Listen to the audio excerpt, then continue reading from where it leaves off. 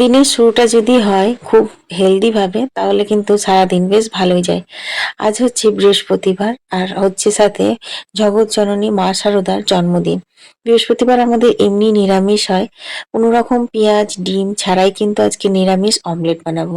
এটি যেমন খেতে হেলদি হয় আর তেমনি কিন্তু টেস্টিও হয়। একটি গাজর খোসা ছাড়িয়ে তারপর এখানে গ্রেট করে নিলাম। তারপর একটুখানি বাঁধাকপি হালকা করে কুচিয়ে তারপর কিন্তু ফাইন চপড করে নেবো। আসলে কি বলতো, এই চপারটাতে একটু বড় বড় পিস করে ঢুকালে পরে ঠিকঠাক করে ঘুরছে না, ওই যে সেই খারাপ হয়ে গেছিল না। তারপরে ঝালের জন্য দিয়ে দিলাম 4টে কাঁচা লঙ্কা। ঝালটা নিজে নিজে স্বাদ অনুযায়ী, তোমরা তো জানো আমরা একটু বেশি ঝাল খাই। যাই হোক, দেখো এখন বাঁধাকপিটা কত সুন্দর ছোট ছোট করে কেটে নিয়েছি। এরপর আমি এই যে মিশিয়ে দিচ্ছি। কিসের সঙ্গে মেশাচ্ছি সেটাই তো বলা হলো না। আসলে সুজি আর ওটস একটু নর্মাল জল দিয়ে 20 মিনিট মতন ভিজিয়ে রেখেছিলাম। তার সাথে বাঁধাকপি গাজর নুন হলুদ সমস্ত কিছু মিশিয়ে নিচ্ছি। হ্যাঁ, যেহেতু 20 মিনিট ভেজানো ছিল সেজন্য একটু শক্ত হয়ে গেছে, তাই আমি একটু করে জল দিয়ে দিয়ে মেখে নিচ্ছি। ব্যাটারটা ঠিক এইরকম হবে। তো চলো ওটা রেস্টে থাকুক, আর আমি কয়েকটা ধনেপাতা তুলে নিই। এখন ধনেপাতা তুলতে হবে কয়েকটা। চলো ভাবছি এবার কয়েকটা ধনেপাতা তুলে ঘরে রেখে দেবো, কারণ রাত্রে সকালে যখন দরকার হবে তখন তাহলে সঙ্গে সঙ্গে পাওয়া যাবে। কি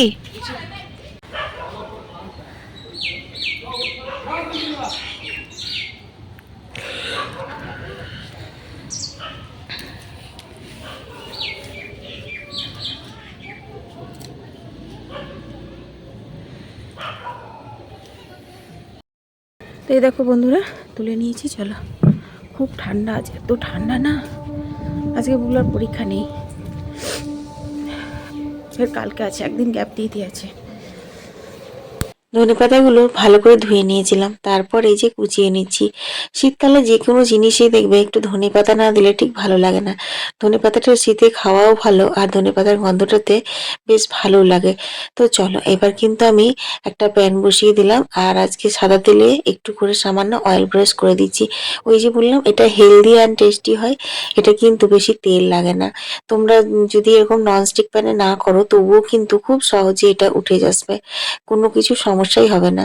তো দেখো এখানে আমি ছোট ছোট করে 3টে আকারে করে নিচ্ছি। তোমরা চাইলে একটাও করতে পারো বা অনেকটা মানে বড় করেও করে নিতে পারো। দেখো এই যে কি সুন্দর উল্টে গেল, দেখেছো? প্রথমে একটুখানি মানে মিনিট খানেক মতন হাই ফ্লেমে, তারপর কিন্তু মিডিয়াম ফ্লেমেই ভাজতে হবে। ওগুলো যতক্ষণে ভাজা হচ্ছে ততক্ষণ এটা দিয়ে তো কিছু লাগবে একটা, যেমন চায়ের সঙ্গে টা, সেরকম কিন্তু এটার সাথে এইটা খুব ভালো যায়। ওই যে শসাটাকে ছুলে গ্রেট করে নিলাম, তারপর দিয়ে দিলাম টক দই। এরপরে অল্প একটু বিট নুন একটু গোলমরিচ গুঁড়ো দিয়ে এটা মাখিয়ে নেবো। হ্যাঁ, হয়ে গেল রায়তা। এতে একটু পেঁয়াজ কুচোনো ধনেপাতা কুচোনো ভালো লাগতো, কিন্তু ওই যে বললাম আজকে একদম নিরামিষ করব, তাই পেঁয়াজটা দিলাম না। তো চলো এখন বুবলার বাবাকে টিফিনটা প্যাক করে দিই। বুবলার তো আজকে পরীক্ষা নেই, বুবলার স্কুলে যে ছুটি আছে, তো সেই কারণের জন্য ওকে একটু পরে খেতে দিলেও চলবে। বাকিগুলো আমি ভেজে নেবো। এই যে টিফিনটা প্যাক করা হয়ে গেল, ব্যাস নিশ্চিন্তি ও এবার বেরিয়ে পড়বে। তো চলো বাকিগুলো কিন্তু আমি চটপট করে ভেজে নেব। খাবার না তোর পছন্দ না হলে কি খেয়ে দেখ কেমন হয়েছে। চাউমিনের থেকে অনেক ভালো লাগলো জানিস।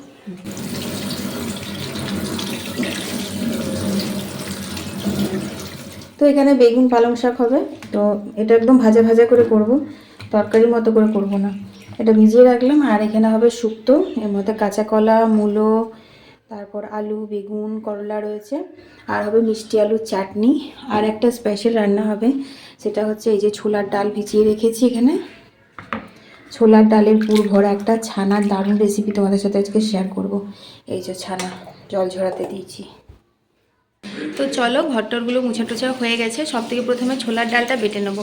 আজকে মিক্সিতেই বেটে নেবো, কারণ আজকে অতটা ছোলার ডাল আমি সিলে বাটতে পারবো না। অনেকটাই ভিজিয়েছি, যতটা লাগবে বাকিটা রেখে দেবো, অন্যান্য দিন মানে ধোকার ডালটা করে দেবো। অনেক দিন ধরে আছে তো পোকা ধরে যাবে, সেই কারণে ভিজিয়ে দিলাম। চলো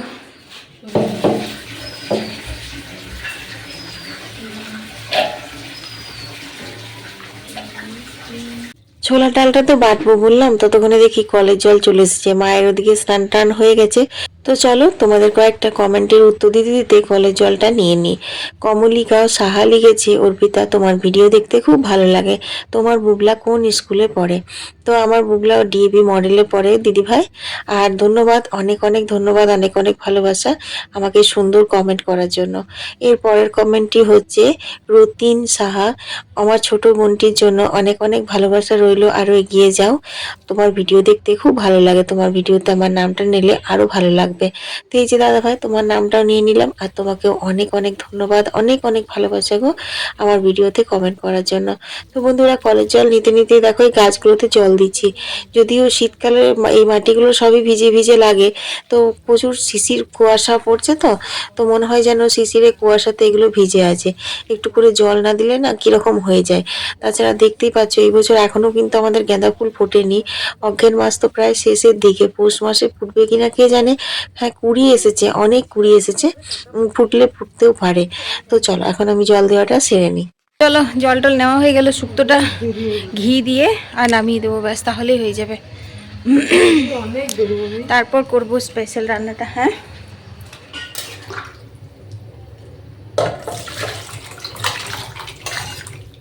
তো বন্ধুরা, আমার মতন তোমরা কে কে শুক্তো রান্নাতে ঘি দাও একটু কমেন্টে জানিয়ে তো। ঘি দিলে কিন্তু বেশ ভালো লাগে। আর মায়ের এখানে স্নান হয়ে গেছে, পুজো করবে, সে কারণে আলপনা দিচ্ছে। তো চলো টুকটুক করে বাকি রান্নাগুলোও সেরে নিই। অমনি করিস না, চান করেছি, পুজো করতে দে।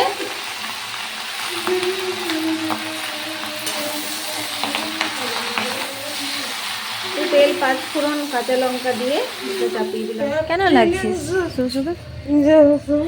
তো দেখছো না, চান টান করেছে আর ওই ছুঁয়ে দেবো করছে। মায়ের তো অন্য কিছু লাগে না, ছুঁয়ে দেবো বললেই ব্যাস হয়ে গেল। আর বিড়াল দেখতে পারবো না, সকাল থেকে হয়েছে বিড়ালের কীর্তন আমাদের, বুঝলে। হ্যাঁ, ভিডিওতে দেবো না বলছে, ভিডিওতে দেখালে পরে অনেক দুষ্টু লোক দেখে আর ভালো লোক, তোমরাও আমার অনেক ভালো বন্ধুও দেখো ভিডিও। আর দূর বন্ধুরা, শীতকালে জানো তো বাগানে খুব ভালো লাগে, শুধু শীত না, শীতকালেও ভালো লাগে আর তোমার গরমকালেও ভালো লাগে। কারণ জানো, শীতকালেই দেখো এগুলোতে রোদ থাকে চারিদিকে, তো রোদে ভালো লাগে, আর গরমকালে গাছের প্রচুর হাওয়া দেয়, সেই কারণে ভালো লাগে। এগুলো একবার তাকা, একটা স্ক্রিনশট নি। হ্যাঁ চলো, এটা থাম্বনেলে দেবো, বুঝলে বন্ধুরা। বুবলা স্টাডি লিভ চলছে, বুঝলে, স্টাডি লিভ। বন্ধ করবো কেন? কেন বন্ধ করবো? চললাম, তুই থাক, আমার কাজ আছে। জলগুলো নেওয়া হয়নি, বড় বড় বালতিতে যে জলগুলো ভরা বাকি রয়েছে ওগুলো সব পাল্টে নিচ্ছি। আর এখনও তোমার ছোলার ডালটাও বাটা হয়নি, বুবলা মোবাইলটা নিয়েছিল তোমাদের সঙ্গে শেয়ার করব বলেই, নাহলে শেয়ার যদি না করার থাকতো তাহলে ছোলার ডাল কোনকালে বাটা হয়ে যেত। চলো ছোলার ডালটা বেটে নিয়ে রান্নাটা কমপ্লিট করি আগে। তো এখানে দেখো ছোলার ডালটা বেটে নিয়েছি, একদম প্লেন করে বেটেছি। তো এই যে একটু আদা বাটবো আর কাঁচা লঙ্কা একসাথেই বাটতাম, কিন্তু কাঁচা লঙ্কাটা আলাদা বাটছি কারণ এতগুলো লঙ্কা তো আজকে তরকারিতে লাগবে না, একটু বেটে রেখে দেবো। আসলে শুকনো লঙ্কার ব্যবহারটা এখন করছি না আমি, সেই কারণের জন্য কাঁচা লঙ্কাটা একটু বেশি করেই বেটে রাখবো, দিলে ভালো হবে। এই তো। তো বন্ধুরা, এই রান্নাটা যে আমি তোমাদের সাথে শেয়ার করব না, এটা কিন্তু একদম নিরামিষ রান্না। আর এতটা খেতে ভালো হয় যে কি বলবো বন্ধুরা। আমি প্রথমবার ট্রাই করলাম, তোমরাও কিন্তু অবশ্যই একবার ট্রাই করো, খুব ভালো হয়েছিল খেতে, সেই জন্যই বলছি। তো দেখো এখানে আমি ছানা নিয়েছি, ছানাতে স্বাদ মতো নুন দিলাম, অল্প একটু তোমরা মিষ্টিও দিতে পারো, যেহেতু আমি মিষ্টিটা দিই না রান্নায়, সেই কারণে চিনিটা দিলাম না। তারপর খুব ভালো করে কিন্তু মাখতে হবে, একদম প্লেন করে মেখে নিয়েছি ছানাটা। তারপর দেখো রসগোল্লার মতন ছোট ছোট গোল গোল করে নিয়েছি। এই গোলগুলো কিন্তু খুব বেশি বড় বড় করো না, কারণ এমনিই কিন্তু রান্নাটা যখন আমি করব তখন অনেক বড় বড় হয়ে যাবে। তো কি করে হয়ে যাবে না হয়ে যাবে সেটাই তোমাদের সাথে শেয়ার করব। চলো, এদিকে নিরামিষ রান্নাগুলো সবগুলো হয়ে গেছে, এদিকে আমার কিন্তু ভাতটাও হয়ে গেছে। চটপট করে ভাতের ফ্যানটা ঝরিয়ে নিই, তারপর নিশ্চিন্তে তোমাদের সাথে এই ছোলার ডালের পুর ভরা পনিরের তরকারিটা তোমাদের রেসিপিটা শেয়ার করব। এইখানে দেখো মিষ্টি আলু চাটনি রেডি। এই মিষ্টি আলুর চাটনিটাতে না পুরো মুখ ছাড়া হয়ে যাচ্ছে জানো। তো দেখো কড়াই কড়াইয়ে সাদা তেল গরম করে নিয়েছি। এরপর যে ছোলার ডালটা বাটলাম তাতে একটু নুন হলুদ দিয়ে ভালো করে ফেটিয়ে নিয়েছি। তারপর ওই গোল গোল করে রাখা ছানার যে বলগুলো সেগুলো ছোলার ডালের মধ্যে এই যে দিচ্ছি। তারপর চামচে করে ভালো করে ওটাকে কোটিং করে আর এই যে তেলের মধ্যে দিয়ে দিচ্ছি। এইরকম করে ভেজে তুলবে, দেখবে ছোলার ডাল তো পুরো ওপরটা একদম মচমচে হবে আর ভেতরে একদম যেন ছানাটা নরম তুলতুলে হয়ে থাকবে। সত্যি এরকমভাবে তোমরা বড়া ভেজে ডাল ভাতের সাথেও খেতে পারো। আর আমি যে রান্নাটা এখন করব তোমাদের সঙ্গে শেয়ার করব সেরকমভাবে তো অবশ্যই ট্রাই করো। তো দেখো বড়াগুলো কিন্তু খুব সহজেই ভেজে তুলে নিচ্ছি। ২-৪টে করেই ১ম এ দিচ্ছিলাম কারণ বুঝতে পারছিলাম না যে উঠাতে পারবো কি পারবো না। কিন্তু অল্প একটু দেরি হলেও বেশ ভালোই আমি উঠিয়ে নিচ্ছিলাম। এই যে এতগুলো ভাজা হয়েছে আর কয়েকটা ভাজতে বাকি আছে। দেখো ওপরটা কি সুন্দর শক্ত একদম পুরো মচমচে হয়েছে। এই দেখো বুগলাকে। তো বুগলা কেমন লাগছে বড়াগুলো? দারুণ লাগছে। তো বন্ধুরা দেখো বুগলা ভাঙলো, ভেঙে এখন খাচ্ছে। এই দেখো ভিতরটা পুরো পনিরের ইয়ে দেওয়া আছে। হ্যাঁ, তো এই বড়াগুলো না ভাজাও খেতে খুব ভালো লাগবে, কারণ যেহেতু ছোলার ডাল না উপরটা পুরো একদম তোমার মচমচে আর ভিতরে একদম পুরো ছানাটা নরম মোলায়েম হয়ে আছে। তো দেখো এইভাবে কিন্তু আমি এক এক করে বড়াগুলো ভেজে নেব। প্রথমবার উল্টাতে পারছিলাম না, তারপর আস্তে আস্তে দিদি উল্টাচ্ছে। তো তোমরা যারা ফার্স্ট টাইম ট্রাই করবে প্রথমে ২-১টা বড়া অসুবিধে হবে উল্টাতে, তারপর দেখবে সুন্দর উল্টাতে পারবে। তো সে কারণে ২-৩টে না দিয়ে একটা একটা করে ভাজবে। তারপর যখন দেখবে হ্যাঁ উল্টাতে পারছো তখন ২-৩টে করে ভাজবে। চলো ভেজে নিয়ে গেলে তো বড়াগুলো ভাজি। চলো একটা টমেটো লাগবে, যে কোনো নিরামিষ রান্নাতে একটু টমেটো দিলে না গ্রেভিটাও হয় আর খেতেও বেশ ভালো লাগে। তো লাল লাল টমেটো একটাই দেব, সুন্দর দেখে লাল দেখে একটা নিলাম। এই টমেটোগুলো সবগুলোই ভীষণ লাল। চলো, তো এখানে এই যে বড়াগুলো ভেজে তুলে নিয়েছি, সব ভাজা হয়ে গেছে। এবার ওই তেলেই ২টো তেজপাতা, একটা শুকনো লঙ্কা, অল্প একটু গোটা জিরে ফোড়ন দিলাম। ফোড়নের সুগন্ধ বেরিয়ে এসছে। তারপর দিয়ে দিলাম হচ্ছে টমেটোগুলো। টমেটোগুলো দিয়ে হালকা করে ভেজে নিলাম। তারপর এই যে আদা আর কাঁচা লঙ্কার পেস্টটা দিলাম। এরপর এটাকে নাড়িয়ে চাড়িয়ে কষিয়ে নিচ্ছি। তারপর আরও একটু কাঁচা লঙ্কার পেস্টও দিলাম, যেহেতু লঙ্কাগুলো নেই একটু ঝাল ঝাল ভাল লাগবে তার জন্য। তারপর মিষ্টির জন্য অল্প আখের গুড় দিয়েছি আর জিরে গুঁড়ো ধনে গুঁড়ো ভিজিয়ে রেখেছিলাম আলাদা করে বাটিতে, সেইটা দিলাম। তারপর দেখো এখন জল দিয়ে দিয়ে মশলাটা কষিয়ে নিয়ে তেল ছেড়ে এসেছিল। তারপর পরিমাণ মতন জল দিয়ে বড়াগুলো দিয়ে দেবো। ব্যাস, এবার ১ ফুট ফুটলে পরে লাগবে হচ্ছে একটু গরম মশলার গুঁড়ো আর একটু ঘি। নিরামিষ দিনে যদি এই ছোলার ডালের পুরভরা পনিরের তরকারিটা একবার করো না, প্রত্যেক দিনই দেখবে নিরামিষ খাবো বলবে সবাই। বাড়িতে নিরামিষ রান্না হলেই তো বুঝতেই পারছো তখন ওই একটাই ঝামেলা, কি করব কি না। তো এই রান্নাটা কিন্তু ট্রাই করতে পারো। তো এখানে দেখো পালং শাক হয়ে গেছে, একটুখানি ডাল করেছিলাম আর এখানে এই যে চাটনিটাও হয়ে গেছে আর হয়েছে একটুখানি শুক্তো। তো এই তো আমার নিরামিষ আজকে রান্না বান্না ছিল। আর এই যে আজকের স্পেশাল মানে আজকের ব্লগের টাইটেল থাম্বনেল সবটা জুড়ে এইটাই থাকবে। তো চলো এবার স্নান করা যাক। গরম জল হতে দিলাম, তাও কারেন্টটা চলে গেল এই সময়তে। গরম জলটাও হবে না। আমার এখন দরকার আছে মোবাইল, অল্প পরে দিই। সারাদিন নিয়েছিস। গোগ্রেসে বড়াগুলো গিলছে, ভাতও খেতে পারবে না আর।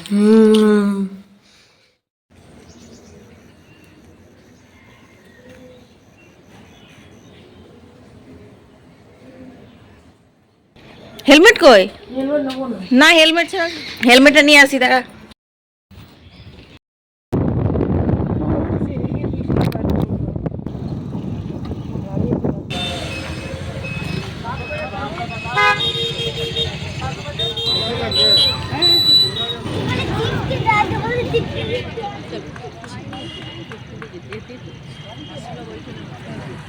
চলো, খুব সুন্দর সাজিয়েছে আর খুব শান্ত পরিবেশ, এত ভালো লাগে এখানে আসলে।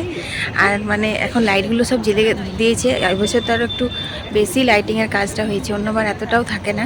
তো ভেতরে তো খুব বেশি ক্যামেরা অ্যালাউ করে না, যদি পারি তোমাদের সঙ্গে শেয়ার করবো। চলো ভেতরে যাচ্ছি মন্দিরে।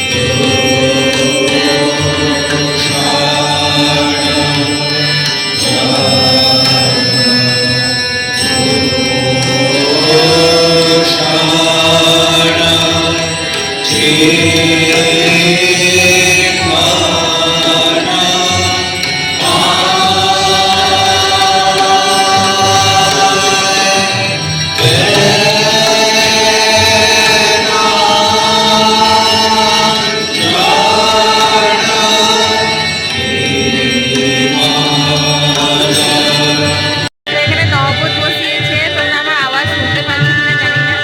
খুব ভালো লাগছে, প্রসাদ দেওয়া হচ্ছে, দুটো প্রসাদ নিচ্ছি, আমি একটু এখানে ওয়েট করছি। খুব সুন্দর লাগছে, যদি না আসতাম মিস করতাম। এবছর প্রচুর লাইটিং এর কাজ হয়েছে অন্যবারের থেকে অনেক বেশি। খুব ভালো লাগছে।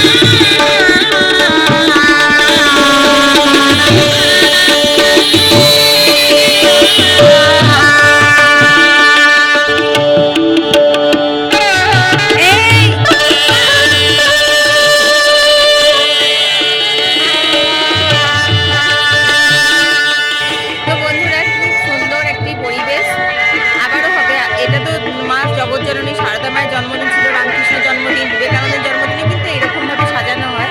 খুব সুন্দর সাজানো, খুব ভালো লাগে, মানে একটা সন্ধ্যা খুব ভালো কাটে আর কি। তো তোমরা যারা কাছে পিঠে আছো তারা অবশ্যই এসো, যারা দূরে আছো তারাও আসতে পারো জন্মদিনটা দেখে। এরকম প্রতিদিনই আরতি হয়, প্রত্যেকদিনই সবাই আসে, কিন্তু স্পেশাল